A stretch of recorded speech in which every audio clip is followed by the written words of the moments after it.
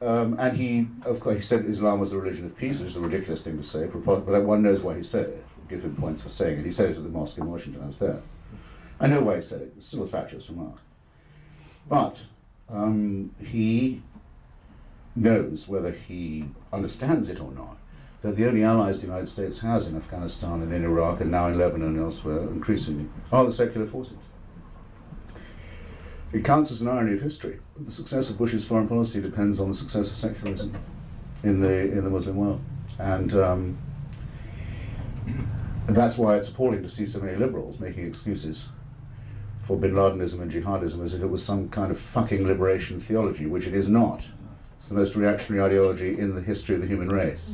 It means business, it means slavery, it means mass murder, it means bigotry, it means the abolition of culture. And there are people who say we have to understand its deep-seated nature, which we certainly do, but not by apologizing to or retreating from it. The President's got that bit right. Good for him. To that extent, I'm on his side. Oh, Christopher, on the point of secularism, could you speak to some extent on your recent trip to Iran and about which you wrote in Vanity Fair? Yes, our host asked me to say what I found in Iran when I was there. I've now become the only writer to have been in the last, in this century, let's say, the last 4 years, to Iran, Iraq, and North Korea. So you can ask me any axis of evil question that you like. And I keep thinking, there must be some money in this somewhere. But in Iran, there's the most extraordinary state of dual power, really. The mulocracy, the Khomeini-founded theocratic dictatorship, holds the country in trust. It believes it owns Iran and all the people in it. It operates on a theory of government that's called the vilayat-i-faqih, which is the trusteeship of the clergy. The clergy are everybody's parents. They own the country. They are the parents of everybody in it. They decide who can run for election and who can win. They decide what can be published and what cannot. They have a simulacrum of an open society. But it's a bogus system, and when it's challenged, it resorts to violence and sadism. And it still considers, of course, 50% of the Iranian population to be beneath contempt. That's to say, the female half. It threw away so many people in its hysterical war with Saddam Hussein by the human wave tactic, the obscene suicide, we love death tactic. This is what it really means in practice. It means you take children out of school and you put them in the front line and you shove them across the minefield towards Saddam Hussein's machine guns, which are not going to be sentimental about children, you know that, to clear the mines and to try and clear the barbed wire. That's what it means. They lost maybe 1.5 million of their kids that way. At the end of which, they had to admit defeat, discover that God wasn't on their side, which I could have told them. But did they listen? No. And to say, well, we'll pay every woman in Iran an extra several thousand riyals, because they have an oil price that allows the subsidy of a great number of things, if they'll have 3 or more children. So they got a sudden, they're back up to population now. And it's what I call the baby boomerang.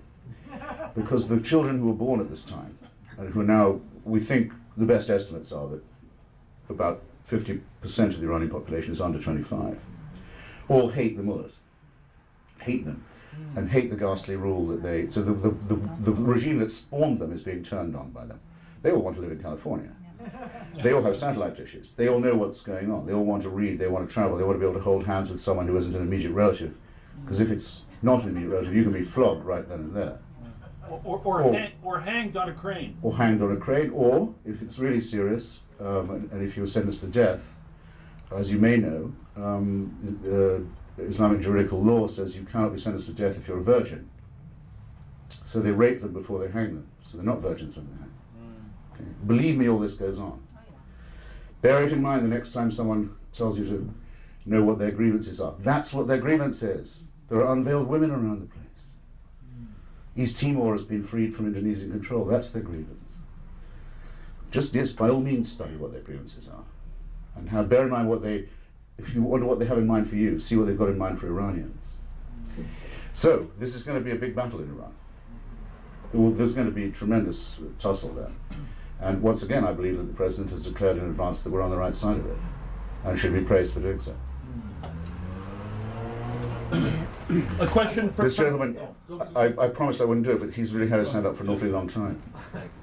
Well, I've been curious all day. I was thinking about asking you what your thoughts were as a historian and a scholar about the state of human intelligence. Do you think it's getting better or worse? Well, given all your subjects tonight. I mean, I'm hoping for the artificial because the real is pretty disappointing. I mean, Can you give a praise? just as I have a fetus in my own freezer waiting for the stem cell, I'm holding out for stem cells. Anything, it's like people saying, the Catholics say we're against artificial contraception. Yeah, the one that works. Artificial intelligence might be that good. I only say it's possible. We are a very poor species as it happens now. I mean, anyone who examines themselves with any honesty has to know that the theory of evolution is correct. Not every theory, there are several theories. It's not true to say evolution is only a theory. There are many competing theories of evolution. We know that it occurred, though. We just don't know exactly how and why in each case. But our prefrontal lobes are too small, much too small. That's the problem of the birth canal, I'm very sorry to say, for those who like their birth canals tight. For which I think there'll always be a demand. Were there to be looser ones, the skull could have a chance to. Prefrontal lobe is too fucking small. Okay? The adrenaline gland, by contrast, is much too big. We don't need that much adrenaline anymore. We don't need the fight or flight. We're equipped for far more adrenaline than we need. The oppositional thumb is a bit of a sort of hand job. It's all very disappointing. The urinary tract don't start. You know, so we're very imperfectly evolved mammals, but we have all we've got is the poor candle of reason and irony. But until we stop being afraid of death or the dark, we will, I think, continue to be very primitive. And the moments of enlightenment will be very few and very vulnerable. And so we should cherish the ones that we do have and not allow them to be trampled upon by barbarians and Philistines and creeps and pukes and kindred cattle. It's important. Who's next? I have a question. Question? Getting back to the Jefferson book, I've read some articles by a few historians, and they speculated that Jefferson was an atheist. Do you concur or disagree, or what are your thoughts on that? Gentleman wants to know if I think Jefferson was an atheist. My answer is provisionally yes. I mean, I've already given you the warning, you know, how biographers mustn't do this. He never said he was. He would attend public services, it's true to say. But he was a politician at the time. There was no way of not doing that. He defended Thomas Paine, who was under great attack for being an atheist, but actually Paine wasn't an atheist either. Or didn't say he was. Again, it was going a little further than anyone dared. Or, in pre-Darwinian times, than anyone quite knew. When he's dying, which I think is the test, as the Christians of the time thought it was a test, we certainly know he wasn't a Christian, because he said that he faced his extinction with neither hope nor fear. Now, if you have neither hope nor fear, you undoubtedly are not a Christian. No man of the cloth was allowed anywhere near the bedside. And the headstone, the obelisk, which you may have seen at Charlottesville and elsewhere, reproduced, very specifically says only that he wanted to be remembered as author of the Virginia Statute on Religious Freedom, of the Declaration of Independence, and founder of the University of Virginia. I didn't think anything else is worth mentioning. I would say that's the gravestone of an unbeliever.